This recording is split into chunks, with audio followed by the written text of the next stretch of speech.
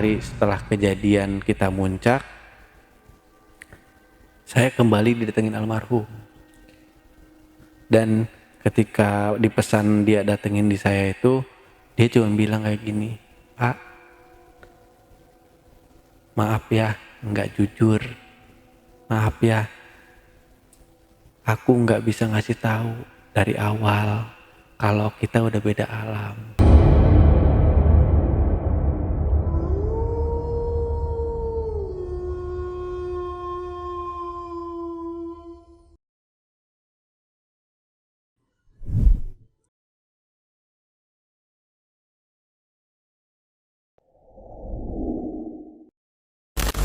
Tiba-tiba di jalan ada sebuah penampakan pemuda datang ke saya.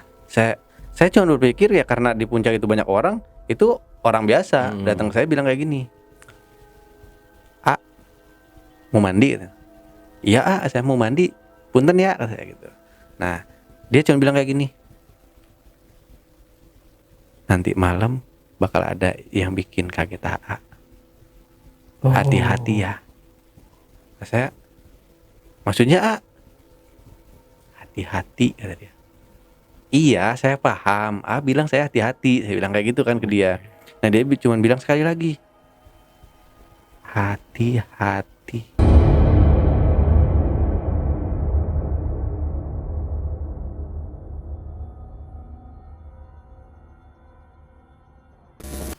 Dia udah bilang hati-hati ketiga kali, dia langsung jalan, nyelonong. Kayak kita nggak apa kayak kita nggak ketemu itu. Saya bilang, "Ini orang sedeng atau apa sih? Bodoh amat lah," kata saya. "Paling demit," gue bilang kayak gitu. Nah, udah saya bilang paling ini demit gitu kan, gue bilang kayak gitu. Saya nengok di belakang nggak ada orang. Ya nggak ada 1 menit lah dia nyelonong ke situ. Saya nengok lagi ke belakang, nggak ada orang. Di situ saya meskipun saya udah biasa ngelihat sosok-sosok yang nggak jelas atau sosok-sosok makhluk kayak gitu, saya merinding ketakutan. Tiba-tiba saya merinding ketakutan, lalu saya bilang kayak gini, "Ih, demit anjir," gue bilang kayak gitu. Ya udah saya lanjutin, saya singkat cerita saya lanjutin ke tempat mandi, saya mandi, ketemu dengan Putri, dengan Excel, saya canda-canda. Habis pulang kita ganti baju biasa, terus kita makan, ngopi, terus kita nyanyi-nyanyi. Pokoknya dari kejadian saya ketemu makhluk demit itu yang bilang nanti malam saya bakal ketemu kejadian yang kaget, ngeliatin saya dan saya harus hati-hati. Nah, di situ kita nggak ada gangguan lagi. Nah, kita udah mulai jam 9. Jam 9. Nah, di sini jam 9 tiba-tiba saya nggak bisa tidur. Kita gelisah. Maksudnya kita di sini tuh saya sama Emi tuh gelisah, nggak bisa tidur. Akhirnya Emi bilang kayak gini, "Ah, lu nggak bisa tidur?" "Iya Mi, nggak tahu kenapa. Gue mau ngomong satu hal loh sama lu." "Mau apaan?" gitu. "Nasi cunguk," dia bilang. Bisik ke aku, "Nasi cunguk," dia bilang. Nah, itu aku bilang kayak gini, "Mau apaan lagi sih?" bilang. "Udah, keluar aja. Orangnya udah tidur, gak usah diomongin. Takutnya keganggu." Dan yang lain juga takutnya keganggu. Karena posisi Excel, Putri sama Cunguk tuh udah tidur. Jadi Excel di tengah, Putri di samping kiri, si B di samping kanan. Udah pada tidur lelap. Aku coba bangunin si Cunguk. Takutnya dia mau ikut ke kamar mandi apa gimana, kita mau ini mumpung kita mau keluar bareng. Aku bilang nguk, nggak ada respon. Nah, setelah itu kita langsung saya tarik si Emi untuk keluar. "Ya udah Mi, yuk di luar." Nah, kita di situ memang nyari tempat yang agak sepi biar nggak ada orang yang dengar. Nah, Emi sekitar adalah mungkin 50 meter dari tenda kita. Jalan kita berdua ke situ. Ada kayak pohon kecil, maksudnya pohon yang udah ditebang yang biasa buat duduk nongkrong, kita duduk di situ. Gue bilang kayak gini sambil ngerokok, "Lu mau ngomong apaan nih?" "Ah, gue mau jujur sama lu. Gue dari tadi sore sampai sekarang didatengin beberapa makhluk. Dan dia selalu bilang, bangsa kami ikut dengan kalian. Dan itu bukan hanya satu sosok yang datengin dia. Dari makhluk yang dekat, yang bareng sama dia, dari makhluk yang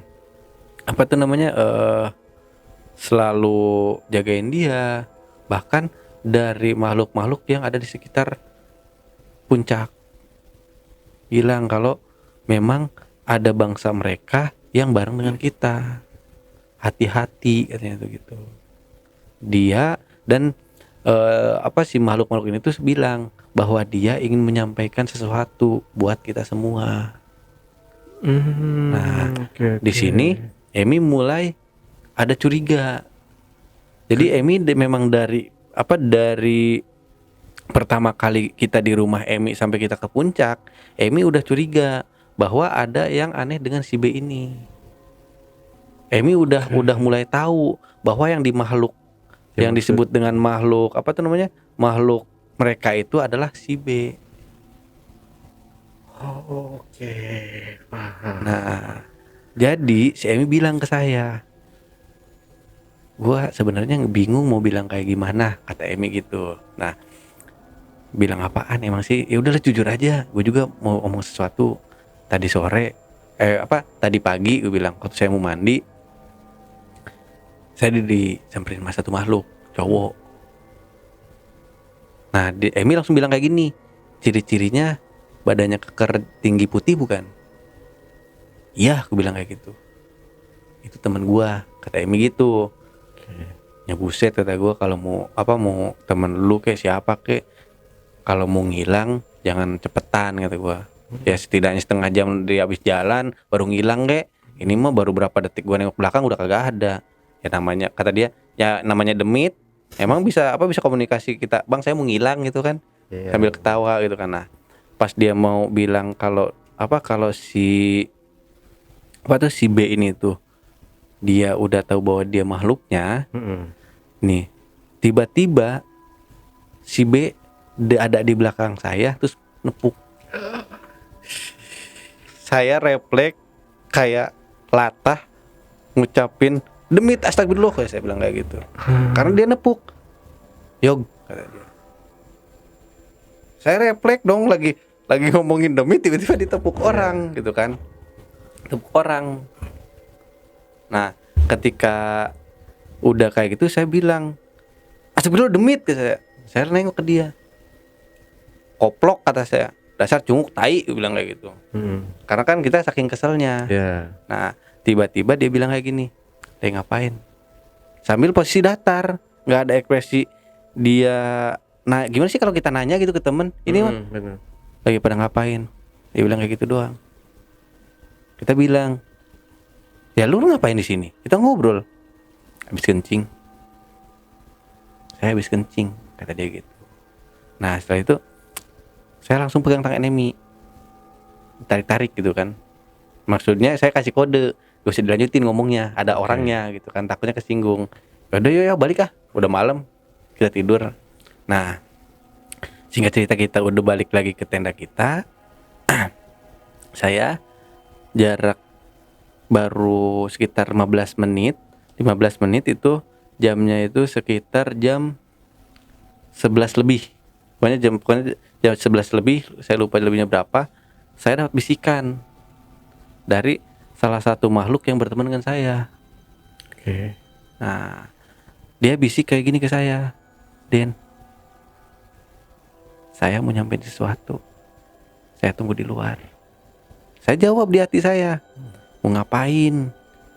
Gak usah ganggu saya dulu, saya lagi sama teman-teman saya. Kan saya udah bilang jangan pernah ganggu saya udah capek, kata bilang kayak gitu. Nah, tiba-tiba dia bilang kayak gini, ayo Den, ditunggu di luar. Nah, setelah itu saya lihat keadaan udah pada tidur, cuman si Emi doang yang nggak tidur. Emi nanya ke saya, kunaon A? Saya bilang kayak gini sama dia, gue mau keluar dulu ya bentar, ada yang nungguin, gue bilang. Oh, katanya tuh, yang kayak apa, kayak orang zaman dulu tapi rapih ya kata badannya. Apa pakaiannya tuh kayak orang zaman dulu tapi rapi ya. Iya kata gua. Kalau lihatlah kata gua. Mau siapapun yang ada di lu, gua mah insya Allah bisa lihat dia bilang gitu. Ya udah gua kesana ya, dia mau nyampein sesuatu dulu. Ya udah sono kata dia. Nah, ketika singkat cerita,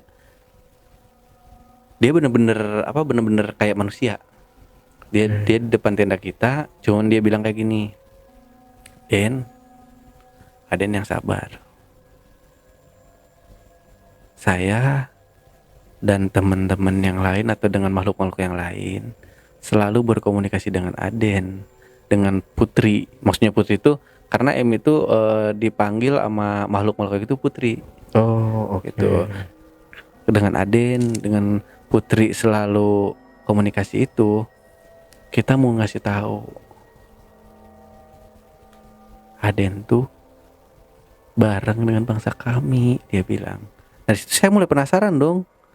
Maksud saya tuh di sini Siapa? tanya balik ke dia, siapa sih sebenarnya gitu kan? Coba bilang, coba kasih tahu. Karena itu bangsa kalian juga tahu kata saya tuh. Kalau saya ya meskipun saya bisa komunikasi dengan kalian, gue bilang, saya nggak tahu gitu loh. Kayak memang saya udah punya feeling, teman saya kayak memang kayak bangsa kalian gitu loh. Kayak lagi menyerupai teman saya, dia bilang gitu. Nah, singkat cerita, ketika udah kayak gitu, dia cuma bilang, Aden lihat ke dalam tenda, Aden bakal ngelihat sosok sebenarnya. Dia ngasih kabar kayak gitu. Otomatis saya bilang, maksudnya gimana? Udah, saya nggak betah, saya mau pulang kembali ke alam saya. Teman saya itu bilang kayak gitu. Nah, otomatis saya berpikir kayak gini, maksudnya gue harus masuk ke tenda, gue ngeliat sosok apa lagi nih? Baru kali ini gue bilang, ya dalam hati aku ngedumel sendiri. Baru kali ini gue kayak dikasih misteri banget gitu loh, buat mecahin sebuah misteri. Biasanya ya kalau misalkan ada sosok kuntilanak atau apa datang, misalkan mereka cuman mau ganggu, cuman mau ngetahuin saya, nggak pernah ngasih misteri kayak gini. Baru kali ini doang gitu loh. Nah, singkat cerita saya masuk lagi ke tenda. Nah, di situ memang saya baca istighfar, sahadat, Fatihah, sama kulhu, surat kulhu. Nah, pas saya udah beres baca surat-surat tersebut, saya menjamin mata saya, terus saya nekadin di hati saya, ya Allah, kalau memang ini sebuah petunjukmu, tolong bukakan semuanya. Saya mau tahu apa sebenarnya pesan-pesan dari ciptaanmu yang dikasih ke hamba. Saya bilang kayak gitu. Nah, pas saya buka mata, si B ini saya lihat pocong.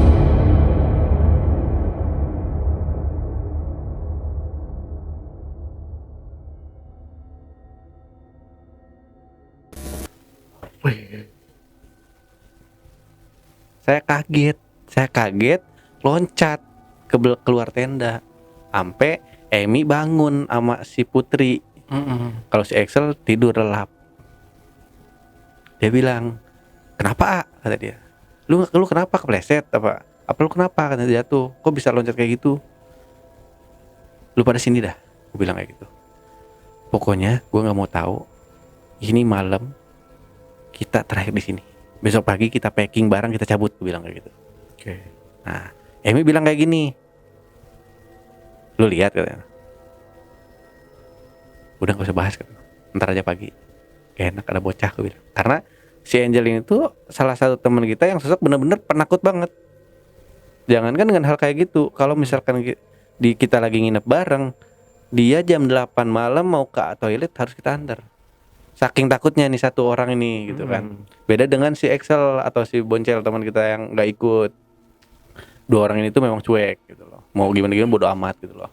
Nah, singkat cerita kita saya udah ngomong kayak gitu ke dua teman saya masuk lagi ke tenda. Dan si B ini tuh ketika dia udah bangun, dia ngeliatin saya sambil senyum. Kayak dia tuh seneng bahwa dia udah saya udah bisa ngungkapin semua ini. dia bangun senyum ke saya. A, kata dia. Tapi dengan keadaan dia bukan jadi pocong lagi, jadi orang lagi. Oke. Nah setelah itu dia bilang, saya bilang kayak gini, Cunguk bangun lo. Nggak ngomong apa, dia cuma senyum. Nah di situ saya udah mulai, udah nggak beres. Itu di situ saya dari kejadian itu sekitar jam mau ke jam 12 kurang.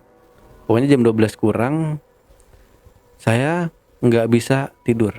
Oke. Saya terus coba buat zikir, buat sholawat. Pokoknya saya selalu jaga diri saya biar saya tetap sadar gitu loh. Jangan sampai dengan kejadian yang tadi saya down gitu loh. Karena saya mikir kalau saya kayak gini, Emi yang bisa ngelihat cuma dia doang cewek. Dan ini 2 orang ini tuh gimana gitu loh. Karena kalau nggak ada saya, mereka jangankan ngelihat kayak gitu, baru dengar suara aja mereka udah ketakutan gitu loh. Beda dengan ya saya sama Emi yang udah terbiasa. Oke. Nah, di situ saya mulai coba buat yakinin bahwa yang saya tadi lihat itu hanyalah teman saya si B yang lagi dirasukin atau lagi diserupain sama pocong tadi.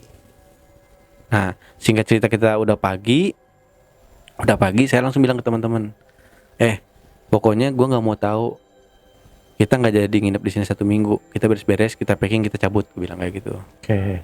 Karena saya jadiin alasan kayak gini, gue nggak mau ngelihat si Cunguk, auranya apa kata gue udah agak sehat bener. Oh. Dia udah parah banget, gue bilang. Gue tahu si Cunguk lagi sakit, yuk kita cabut daripada kita lanjutin di sini. Gue takutnya si Cunguk kenapa-napa, gue bilang kayak gitu. Nah akhirnya mereka semua epic buat beres-beres, kita beres-beres semuanya beres-beres. Nah di situ ketika lagi beres-beres, tiba-tiba si Excel bilang kayak gini, tolongin dong, kata dia. Kenapa, kataku. Tolongin dong. Kenapa, aku bilang kayak gitu. Lu sini dah, katanya tuh. Apaan sih monyet, aku bilang kayak gitu. Lu sini. Dia narik tangan saya nyamperin ke dia. Di situ di samping kiri si Excel ada sebuah kotak, warnanya tuh kuningan, warna kuning emas. Di situ saya buka, ada dua kotak kecil di dalamnya. Di yang pertama atau kotak pertama tuh bentuknya tuh kepala manusia. Nah yang bawahnya lagi badan berjenis hewan. Dia bilang, ini apaan, nak? Lu itu dari mana? Agak tahu, barusan gua pas mau beres-beres tiba-tiba ada kayak ginian gitu. Oke. Nah saya di situ nggak mau ambil pusing ya. Saya coba ambil, terus saya coba genggam, saya kasih ke Emi. Karena saya nggak tahu buat barang-barang kayak gini, saya nggak paham. Meskipun saya memang auranya tuh beda gitu loh. Ini bukan barang-barang sembarangan. Ini kayak sebuah benda yang dititipin atau yang dikasih dari makhluk lain ke kita. Nah saya langsung kayak Emi kayak gini, Mi, lu sini bentar. Apaan, A? Sini dulu bentar, gua ada penting, gue bilang kayak gitu. Dia nyamperin, gue bilang, dilihat si Excel mau kayak ginian, gue bilang tuh. Nah ketika udah dilihat ke si Emi bilang kayak gini, coba lihat sini biar gua genggam. Dia tanganin gini, terus dia meremin mata. Terus dia ngangguk kepala. Ketika dia udah meremin mata, dia ngangguk. Makasih. Kita bakal jagain, cuman dengan syarat jangan pernah gangguin kita. Barang ini akan saya jaga. Emi cuma bilang kayak gitu. Nah singkat ceritanya kita udah beres-beres semua. Dari puncak sampai kita jalan kembali itu kita di pos 3, gak ada gangguan. Pokoknya singkat cerita kita udah nyampe di pos 3. Dari puncak kita udah nyampe pos 3. Di situ si B cuman bilang kayak gini, gua mau balik duluan. Makasih udah nemenin gua semua. Dan dia bilang kayak gini ke yang lain, buat teman-teman yang lain, makasih ya udah nemenin gua lagi. Gue mau balik duluan. Di situ aku respon dong. Maksud lu apaan Cunguk? Ini kita mau balik. Lu mau balik kemana? Gue bilang kayak gitu ke dia. Lu mau balik kemana? Gue bilang. Kan kita mau balik. Lu kesini bareng-bareng kita. Masa lu balik dewek-dewekan? Gue bilang. Gak asik lu jadi orang. Udah lu ayo balik. Gue bilang. Lu juga kondisi lagi sakit kayak gini. Masa kita mau tinggalin sendiri? Udah gak apa-apa kata dia. Saya mau balik. Memang kalau dari pos 3 itu ada kayak jalan kecil, kayak ada jalan setapak. Memang kalau kita lewatin itu bisa lebih cepat nyampe ke rumahnya si Cunguk. Si Cunguk nggak bilang apa-apa lagi. Ketika udah saya bilang kayak gitu, dia langsung jalan ke jalan situ. Otomatis saya sama teman-teman bilang kayak gini, lo ya si Cunguk bilang. Udah yuk ikutin yuk. Udah kita ngumpul di rumah si Cunguk aja. Kita jalan. Dia masih ada depan kita. Pas saya waktu itu ada teman saya si Putri keseleo. Aduh kata dia gitu kan. Kata aku, saya langsung tanya gini. Kenapa Put? Tara, gua keseleo bentar gitu. Kita nyamperin si Putri. Pas kita lihat di depan si Cunguk udah nggak ada. Udah hilang. Akhirnya di situ saya pikir, lu kejar dulu ke depan deh. Cunguk takutnya kita kehilangan Cunguk, gue bilang kayak gitu. Nah, si Axel sekitar berapa 10 menit dia lari ke depan. Nah 10 menit kemudian dia balik lagi.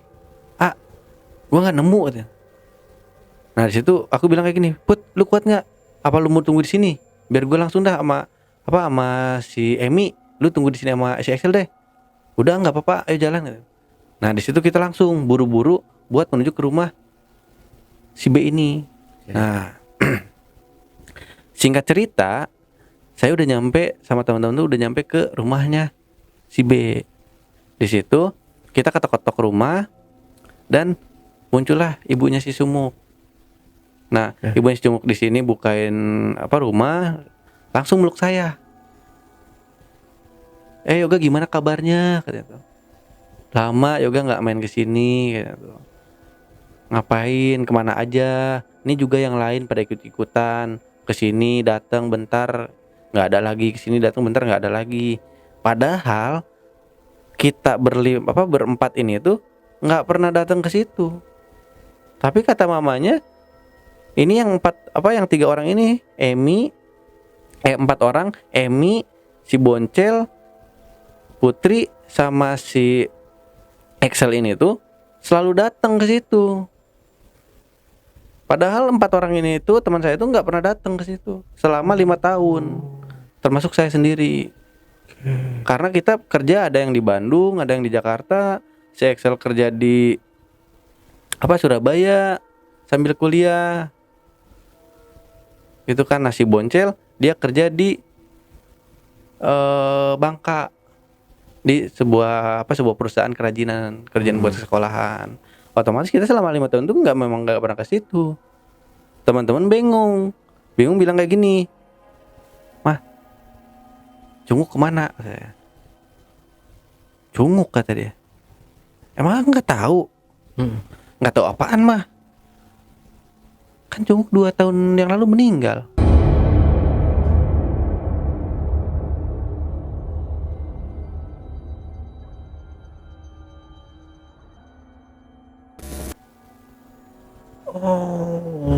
Di situ saya kaget.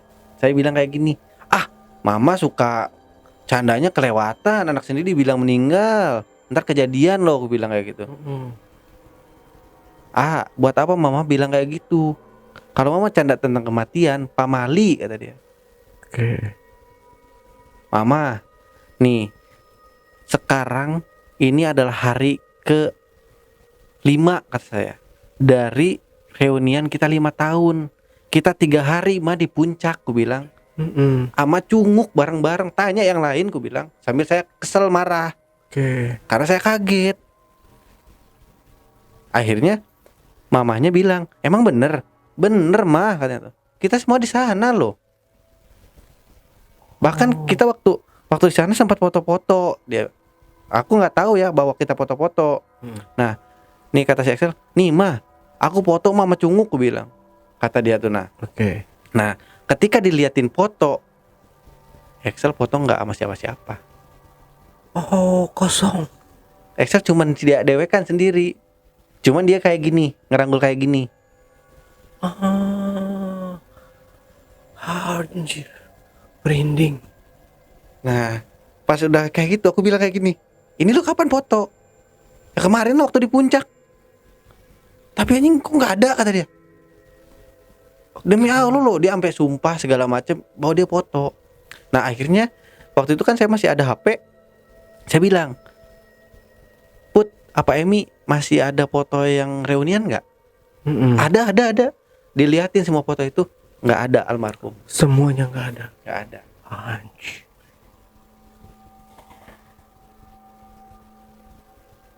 Singkat cerita, kita udah diem bengong, bingung dengan keadaan kita.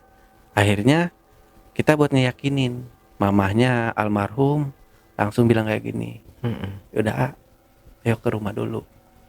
Oke. Jujur di situ saya ngerasa bersalah banget karena ya mungkin ya saya memang banyak dosa sama almarhum.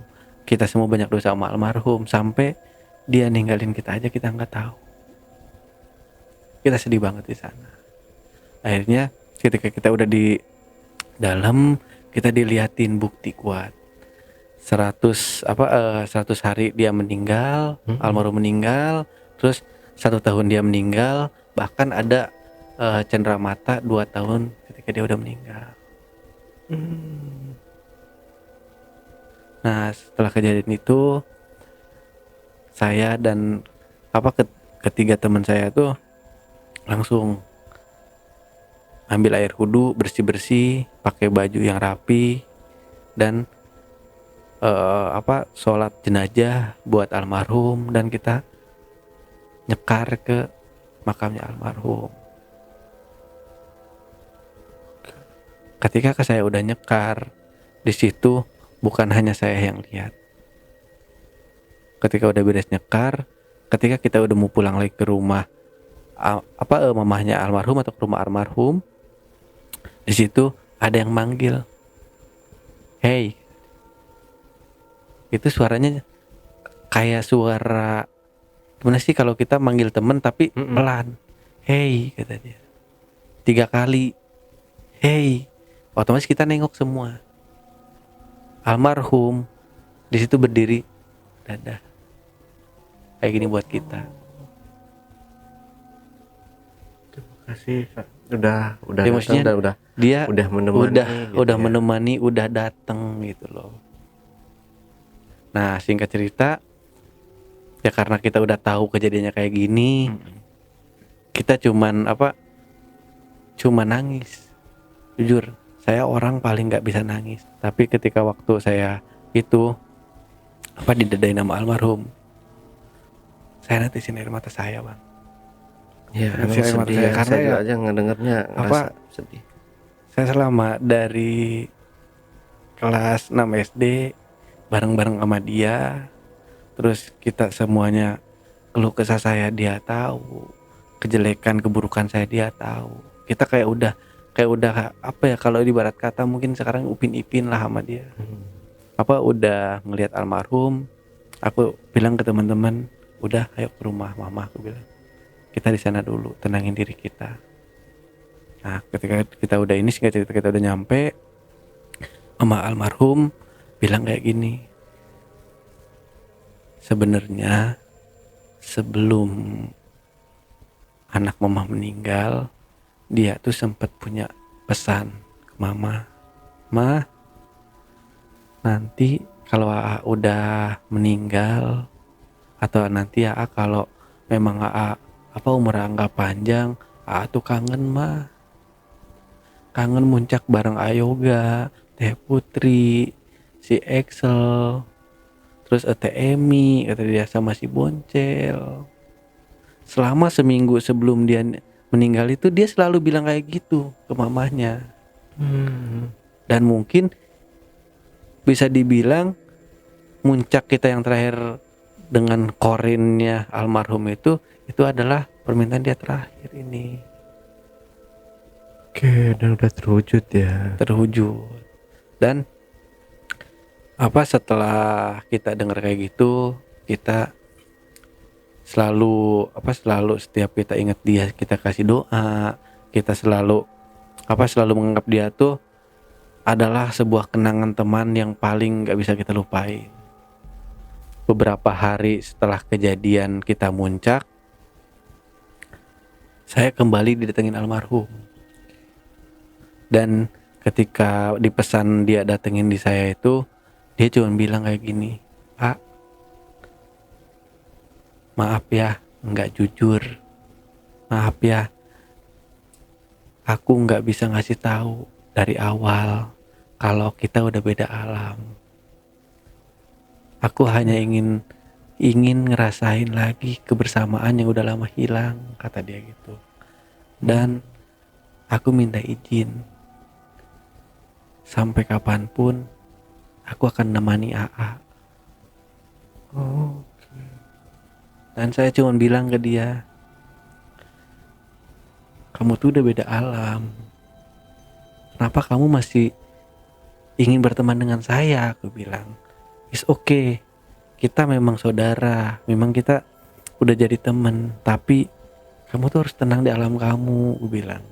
"Apalagi kamu udah meninggal tuh bukan baru kemarin atau baru sehari 2 hari apa seminggu. Kamu udah 2 tahun loh," aku bilang.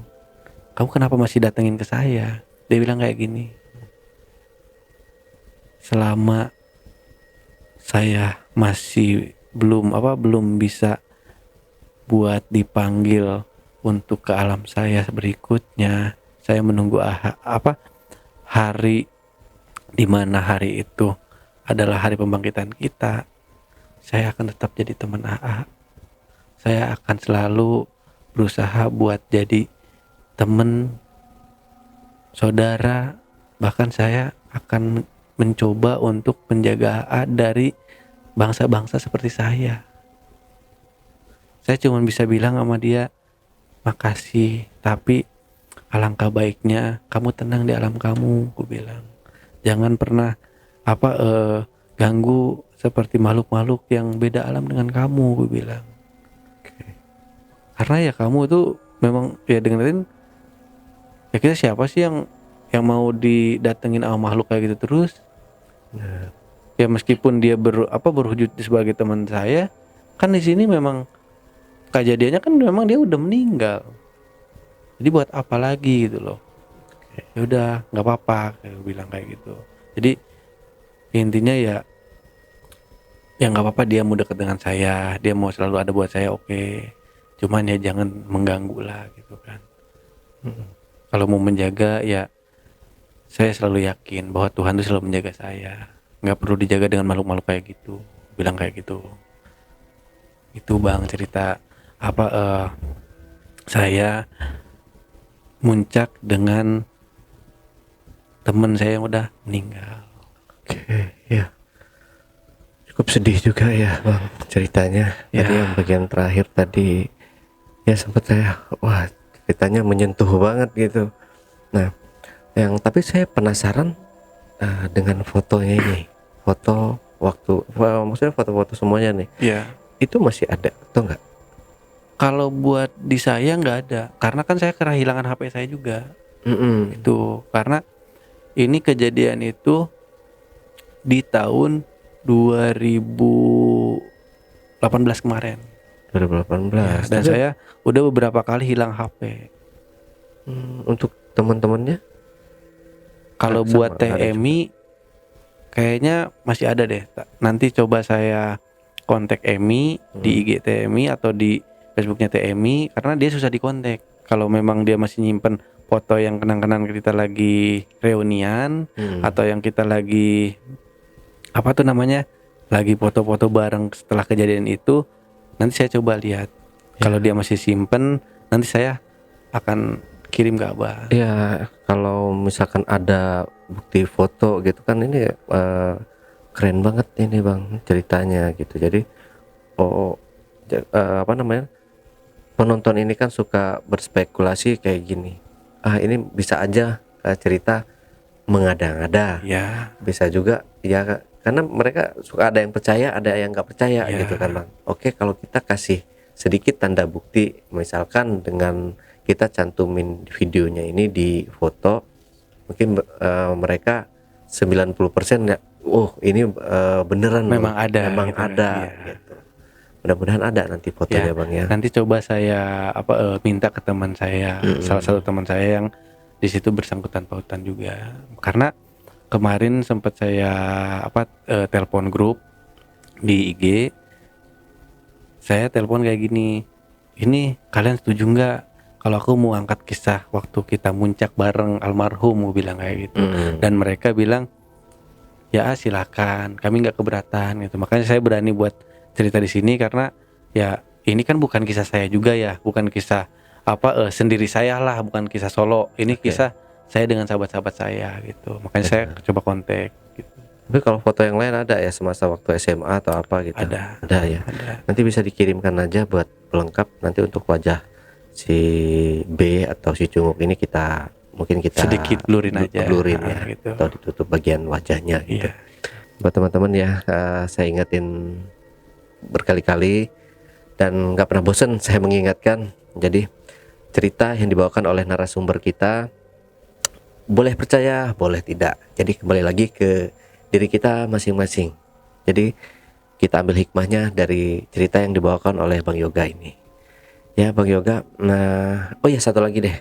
Saya agak sedikit mengganggu nih waktu pendakian ini kan si siapa tadi? Teh Emi sama Bang Yoga ini kan taruhlah orang yang bisa melihat hal-hal yang seperti itu tadi ya. Bisa selama pendakian itu apa nggak ngerasa kan bisa ngelihat makhluk-makhluk lain nih. Iya. Tapi dengan sosok si B atau si Cunguk ini. Jadi gini, buat si sosok si B ini, selama dari kita ketemu lagi dari reuni sampai saya akhirnya tahu itu, baru bisa punya feeling atau merasakan itu ketika kita udah muncak ke 3 hari.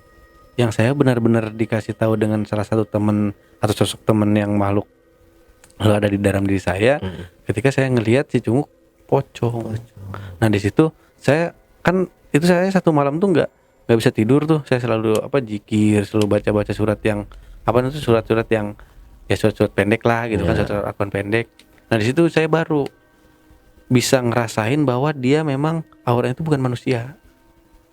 Dan ternyata kalau buat Emi, dia dari pertama kali dia di rumah dia ngumpul sebelum kita ngedaki sampai aku ceritain di malam ketiga itu, Emi udah punya feeling karena dia udah banyak banget yang ngedatengin dia dan dia respon. Beda dengan saya, datengin ke saya nggak respon, ya udahlah. Saya cuman godaan doang gitu kan, cuman halusinasi, cuman iseng-iseng doang. Dan kalau ke Emi itu beda, dia respon dan dia selalu berkomunikasi dengan sahabat-sahabat dia atau makhluk-makhluk yang dianggap sahabat gitu loh. Karena dia udah terbiasa dan dia pernah cerita juga bahwa dia pernah punya pengalaman ketemu sama orang yang udah meninggal juga. Cuman itu nggak sampai 2 tahun meninggal, 3 hari udah meninggal. Dan salah satu teman dia tuh datang ke tempat dia, tapi dia tahu bahwa orang itu udah meninggal gitu loh, dan menyampaikan sesuatu hal gitu, bahwa ada keinginan yang belum tersampaikan. Akhirnya dia coba kontak keluarganya untuk nyampein bahwa ada keinginan yang nggak disampaikan, dan ada sebuah cerita yang nggak bisa disampaikan ke orang lain gitu. Kalau Emi gitu orangnya. Berarti ini rumahnya memang persis di bawah kaki gunungnya Cikuray itu. Iya. Oh, ya berarti warga lokal lah dia. Iya. Dia memang asli orang situ. Oke, nggak perlu banyak-banyak kayaknya nih Bang. Nanti teman-teman bisa tanya langsung aja di kolom komentar ya, bagi teman-teman yang mau ditanyakan, atau misalkan dari saya yang kelewatan gitu untuk bertanya ke Bang Yoga ini. Tambahan Bang, sedikit yang mau disampaikan mungkin ke teman-teman di rumah, silahkan pesan dan kesannya mungkin. Kalau pesan dan kesan saya cuman ada beberapa. Pertama, jangan pernah sampai kita lost contact dengan saudara kita, apalagi dengan keluarga kita. Karena komunikasi itu sangat penting. Yang kedua, selalu bersandarkan diri kita kepada Sang Pencipta. Karena nggak ada makhluk apapun yang bisa melawan kehendaknya Sang Pencipta. Itu aja pesan dari saya. Betul. Jadi harus kita terus mendekatkan diri kepada penciptaan Allah Subhanahu wa taala. Ya, Bang Yoga, terima kasih buat waktunya. Nah, JPKers, itulah tadi obrolan misteri jejak backpacker sama narasumber kita, Bang Yoga. Jangan lupa untuk selalu support channel YouTube Jejak Backpacker, subscribe, like, komen, dan share sebanyak-banyaknya video-video YouTube Jejak Backpacker. Dan buat kalian yang punya pengalaman menarik, yang mau ceritanya diangkat di channel YouTube Jejak Backpacker, kirim cerita menarik kalian melalui nomor WhatsApp yang saya cantumkan di bawah ini. Wassalamualaikum warahmatullahi wabarakatuh. Bang Yoga, terima kasih buat waktunya. Nice story nih, Bang. Sedih, serem, horor semuanya dapat jadi satu. Next cerita lagi Bang ya di channel Jejak Backpacker. Ditunggu. Sampai jumpa.